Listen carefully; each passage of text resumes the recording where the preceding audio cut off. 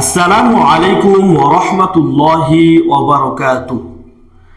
আজকে আমরা ইংরেজি প্রথম পত্রের একটি গুরুত্বপূর্ণ কমপ্লিটিং স্টোরি নিয়ে আলোচনা করব, যে কমপ্লিটিং স্টোরিটি এসএসসি এবং এইচএসসি পরীক্ষায় প্রায় সময়ে আসে।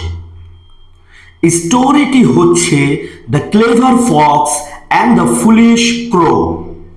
এই গল্পটি থেকে আমরা যে বিষয়টি শিখতে পারি সেটি হচ্ছে ডোন্ট ট্রাস্ট ফ্ল্যাটারার্স। ইকরা ইকরা পড়ো, ইকরা ইকরা।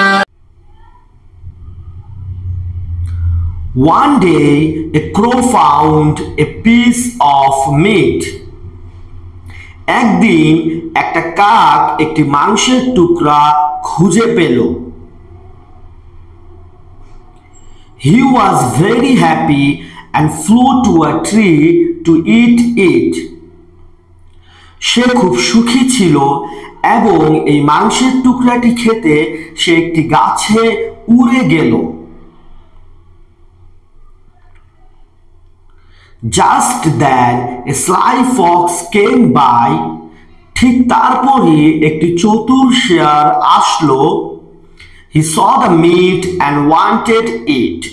সে মাংসটিকে দেখলো এবং এটি চাইল। The fox said, "Dear crow, you are so beautiful." শিয়ালটি বলল, প্রিয় কাক, তুমি খুবই সুন্দর। The crow felt proud. কাকটি খুব অহংকার অনুভব করলো। The fox said, শিয়ালটি বলল, I heard your voice is very sweet. আমি শুনেছি তোমার কণ্ঠ খুবই মধুর। Can you sing a song for me?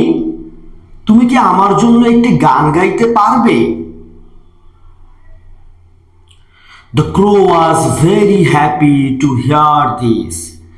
কাকটি এই কথা শুনে খুবই খুশি হলো।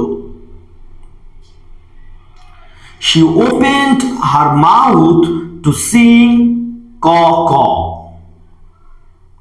সে তার মুখটি খুলল গান গাইতে এবং বলল কা কা। But oh no, the meat fell from her mouth. কিন্তু হায়, তার মুখ থেকে মাংসের টুকরাটি পড়ে গেল। The sly fox quickly took the meat and ran away. চতুর শিয়াল খুব দ্রুত মাংসটি তুলে নিল এবং দৌড়ে পালিয়ে গেল। The foolish crow felt very sad. বোকা কাকটি খুবই দুঃখ অনুভব করল। She learned a lesson. সে একটি শিক্ষা পেল। Don't trust flatterers. চাটুকারদের বিশ্বাস করো না।